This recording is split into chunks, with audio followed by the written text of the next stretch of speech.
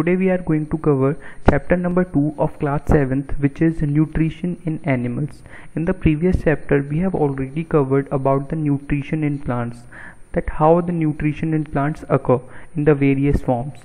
I divided this chapter in 3 parts. In this part we are going to cover about the process of nutrition in living organism and the digestive system of human. Okay, so let's explore. Nutrition in animal. The food we consume is used by our body for various activities. जो भी हम food consume करते हैं वो various activities के लिए use किया जाता है हमारी बॉडीज़ में, like playing and so many things, like speaking, like you know if you अगर आप पढ़ते हैं then it is also activity. There are various activities, उनके लिए ये यूज़ किया जाता है. Nutrition in animal includes the intake of food from external sources and utilization of nutrient present in the food for energy, growth and development. क्या होता है nutrition? जैसे कि हमने प्रीवियस चैप्टर में भी पढ़ा था, इनटेक ऑफ फूड को हमें खाना और उसका हमारी बॉडी के लिए यूज़ किया जाना for her growth and development. Okay, इसको हम कहते हैं न्यूट्रिशन. ओके, चलिए आगे बढ़ते हैं. There are few steps in nutrition which is ingestion, digestion, absorption, assimilation and egestion. There are 5 steps of nutrition in animals. Okay, so let's study one by one. The first is ingestion, the process of intake of food. In this process हम क्या करते हैं? This is the intake of food, मतलब इसमें हम क्या करते हैं? इसमें हम खाना खाते हैं. This is the first process. Okay, various animals have different organ to ingestion of food. क्या होता है कि जितने भी वेरियस एनिमल्स होते हैं ना, उनमें डिफरेंट काइंड ऑफ तरीके होते हैं. जैसे कि हर कोई एक तरीके से नहीं खाता, हर एनिमल एक तरीके से फूड नहीं खाता. कोई ज़्यादा च्यू करता है, कोई कम से चबाता है. Okay, like human being swallow foods after chewing. हम क्या करते हैं? पहले चबाते हैं फूड को और उसके बाद उसको हम क्या करते हैं? स्वेलो करते हैं, यानी कि हम निगल जाते हैं. Herbivorous quickly swallow the grass and leaves. Herbivorous कितने एनिमल्स क्या करते हैं? जल्दी से ग्रास को क्या करते हैं? वो खा जाते हैं, उसको फटाफट से निकल जाते हैं. A frog capture its prey with the help of long sticky tongue. Frog के पास क्या होती है? एक लॉन्ग स्टिकी टंग होती है जिसके थ्रू वो क्या करता है? जिसके थ्रू अपना शिकार प्रे को कैच करता है. An aquatic organism like hydra has tentacle to catch its prey. और हाइड्रा के पास क्या होते हैं? हाइड्रा के पास टेंटिकल्स होते हैं जिससे वो उसके अपने प्रे को क्या करता है? कैच कर लेता है. तो आप देख लोगे वेरियस एनिमल्स और उनके वेरियस तरीके हैं. Okay, after that the second process is digestion. The consume food can not be utilize in the same form as it has been ingested. मतलब इसका मतलब ये होता है जैसे ही इसने खाना खाया है वो उसी फॉर्म में कभी भी डाइजेस्ट नहीं होता, कभी भी वो कंज्यूम ही नहीं कर सकते आपकी body. Okay, the ingestion food is first broken down smaller and simpler compounds. क्या होता है? फूड क्या होता है? वो सिंपलर और स्मॉलर कंपाउंड्स में उसको हमें ब्रेक किया जाता है. Okay, this process is called digestion. और इसी प्रोसेस को हम क्या कहते हैं? इसी प्रोसेस को हम कहते हैं डाइजेशन. ओके, डाइजेशन के बाद थर्ड प्रोसेस इज एब्जॉर्प्शन. कि एब्जॉर्प्शन क्या होता है? After digestion the simpler substance are then absorb by the blood. This is called absorption.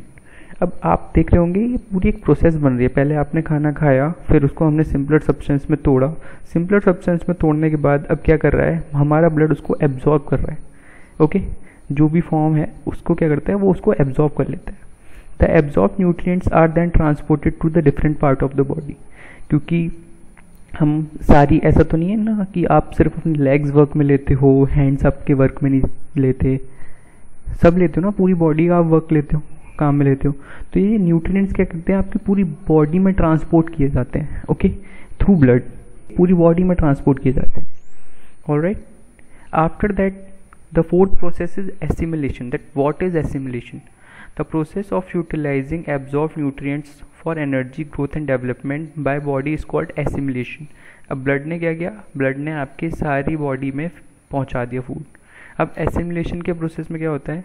Body उसको एब्जॉर्व करती है, उसको यूज़ करती है एनर्जी के लिए, ग्रोथ के लिए और डेवलपमेंट के लिए.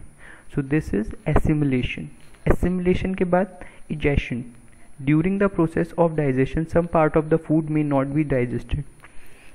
इसका मतलब क्या होता है? जो भी हम फूड खाते हैं ज़रूरी नहीं है वो सारा फूड ही डाइजेस्ट हो जाए. इट इज़ नॉट इम्पॉर्टेंट कि सारा फूड डाइजेस्ट हो जाए. तो फिर क्या होता है? उसके लिए ये प्रोसेस होती है। This undigested food is expelled from our body along with some water through the process of digestion. तो इन दिस प्रोसेस क्या होता है, जितना भी अनडाइजेस्टेड फूड है उसको एक्सक्रीट किया जाता है हमारी बॉडी से, मतलब निकाला जाता है हमारी बॉडी से। इस प्रोसेस का ये वर्क होता है। तो आप देख रहे हैं ये पूरा ग्राफ टाइप का बन रहा है। फर्स्ट वाली प्रोसेस में आपने खाना खाया, सेकंड वाली प्रोसेस में उसको सिंपलर फॉर्म में तोड़ा गया, थर्ड वाली में क्या किया गया, थर्ड वाली में ब्लड ने एब्जॉर्व किया, फोर्थ वाली ने आपकी बॉडी ने यूज़ किया, और फिफ्थ वाली ने जो भी पार्ट था, मतलब जो भी बचा हुआ पार्ट था, वो क्या किया, वो आपकी बॉडी से बाहर निकाल दिया। ठीक है, अब हम पढ़ लेते थोड़ा सा ह्यूमन डाइजेस्टिव सिस्टम के बारे में कि ह्यूमन डाइजेस्टिव सिस्टम में क्या क्या चीज़ें आती हैं। It is a complex organ system consist many organ. इसमें बहुत सारी ऑर्गन्स होती हैं, जैसे कि आप देख रहे हैं।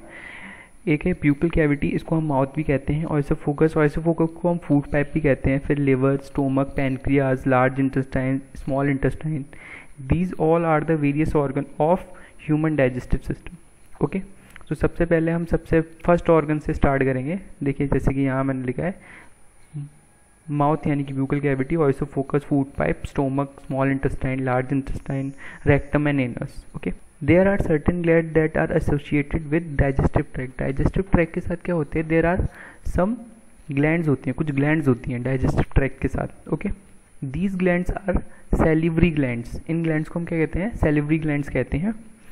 These glands also play an important role in the process of digestion। और ये क्या करती हैं, ये भी एक important role play करती हैं in process of digestion। Digestion के प्रोसेस में इनका भी एक important role होता है।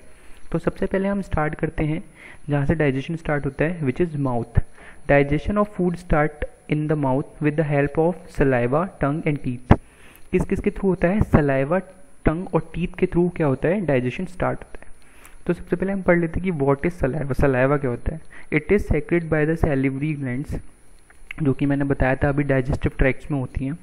Saliva contain an enzyme called salivary amylase which act upon starch present in food and breaks it into simple sugar such as maltose and dextrin.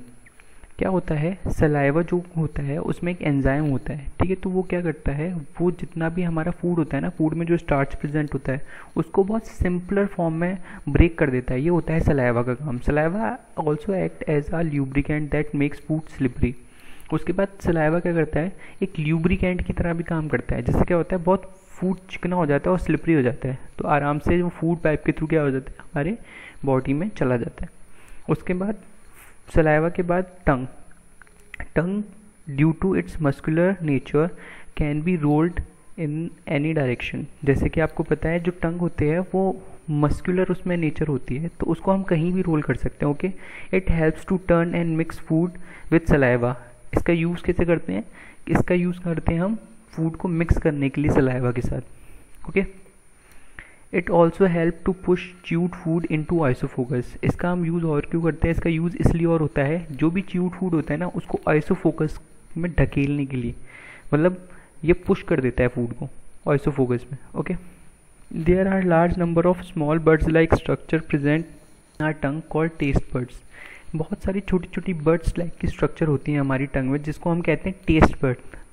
These are sensory organ that detect different tastes. और इनसे ही हमें क्या पता चलता है, different test के बारे में पता चलता है कि कोई चीज़ मीठी है, खट्टी है, कड़वी है। किससे पता चलता है हमें, इन टेस्ट बर्ड से पता चलता है। टेस्ट बर्ड के बाद आते हैं teeth. Human beings have 2 set of teeth in their life time. Teeth generally 2 type के होते हैं, temporary teeth and permanent teeth. Age of 6 month to 8 years में क्या होते हैं, टेम्परेरी टीथ आते हैं, जो कि जनरली अमेजन में मिल्क टीथ भी कहते हैं, जो कि 20 होते हैं।